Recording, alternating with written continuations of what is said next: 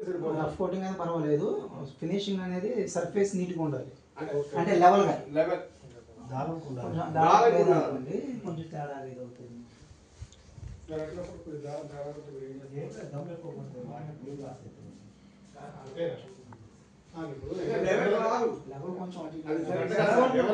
చేయలేరు ఎట్టయినా మీకు half inch పైకి కింద తేడా ఉంటుంది.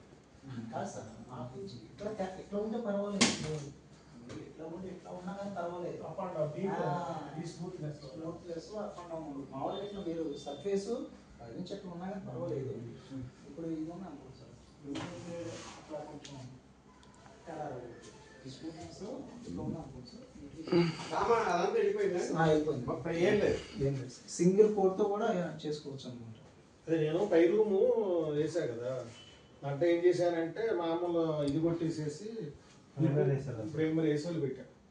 దాని తర్వాత ఈ షీట్ లా ఏం చేద్దాం అనేది పైన ఇది కూడా వేయాలి, సీలింగ్ కూడా చేస్తాం సార్.